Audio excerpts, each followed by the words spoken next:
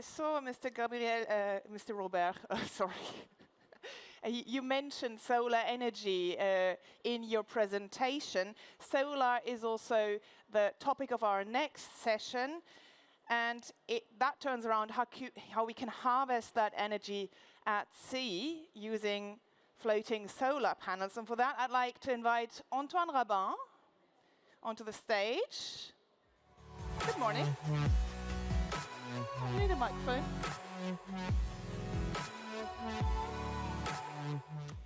Antoine. And I think he took away the remote control. Exactly. So you're head of environmental consultancy Gecosphere, and you're going to answer the question how bright the sun might shine at sea one day. Tout à fait. Bonjour à toutes et tous et merci Lisa pour m'inviter à s'exprimer sur ce solaire flottant qui, il faut bien le dire, pour celles et ceux qui connaissent la filière des énergies marines renouvelables depuis plusieurs années, est un nouveau. Est une nouvelle filière, ou en tout cas dont on parlait très très peu jusqu'à récemment. Pour faire la...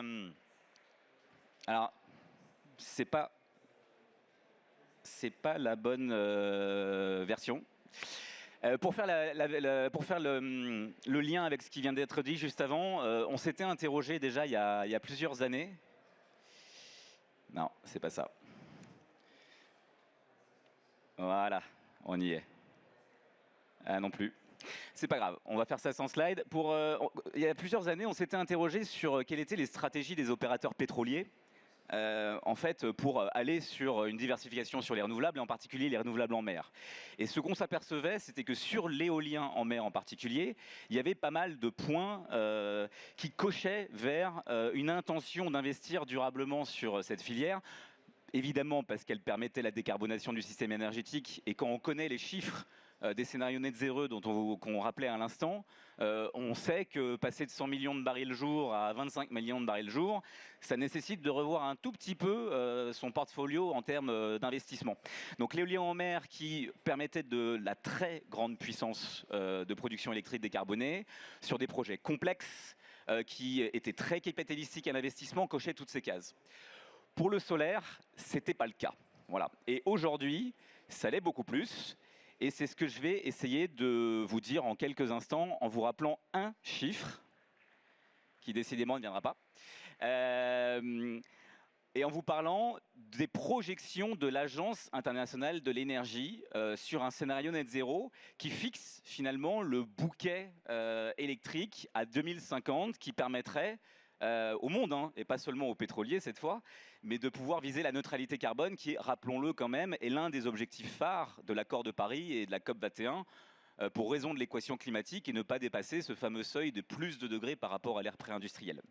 Donc,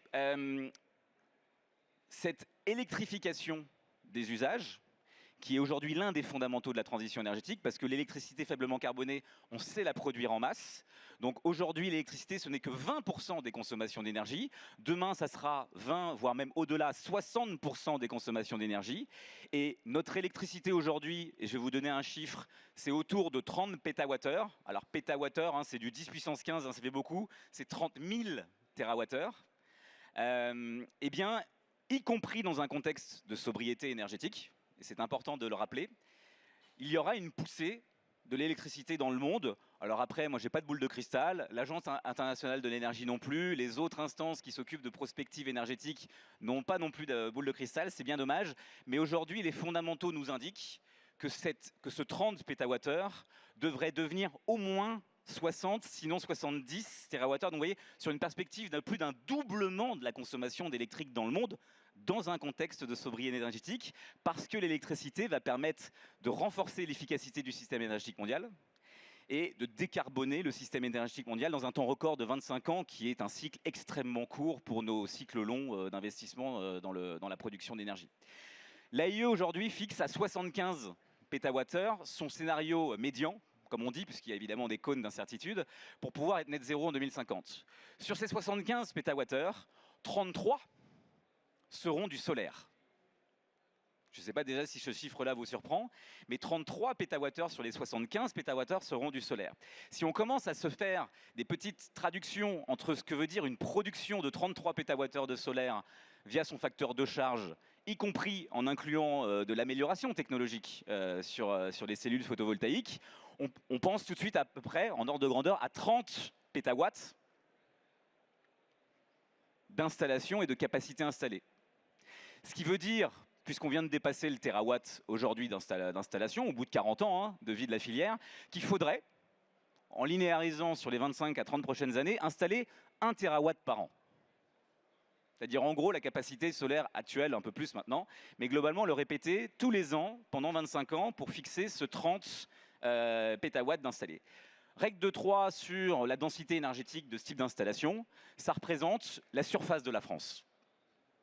Alors attention, ne me faites pas dire ce que je n'ai pas dit. Ça ne veut pas dire qu'il va occuper l'équivalent de la surface de la France, c'est-à-dire 15% de l'Europe à peu près, de l'Union européenne, dans le monde. Il y a de l'intégration bâtie, on peut faire aujourd'hui de l'agrivoltaïsme, on peut penser aussi hybridation, mais la question que je pose et qui sera ouverte finalement pour les prochains intervenants qui vont nous parler du potentiel de développement du solaire flottant, c'est de comprendre, ça y est, elles arrivent, mais c'est pas grave, c'est ça surtout que je voulais vous dire, c'est finalement sur ces 60 millions d'hectares qu'il faut penser à la fois en ferme brute, mais aussi en ferme hybride, intégré bâti, intégré champ de production agricole, et aussi pourquoi pas hybridation avec des champs éoliens en mer.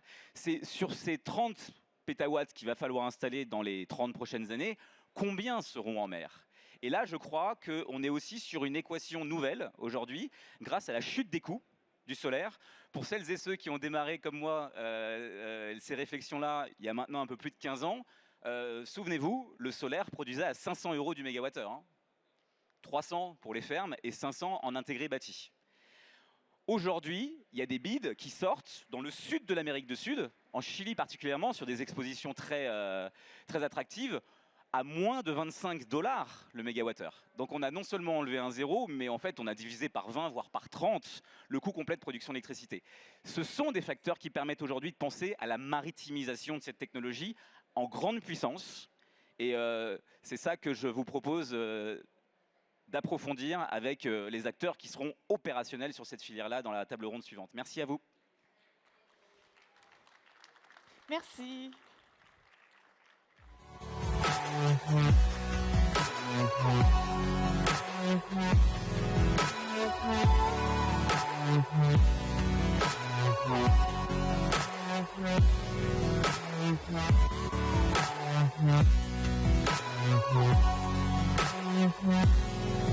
Thank you.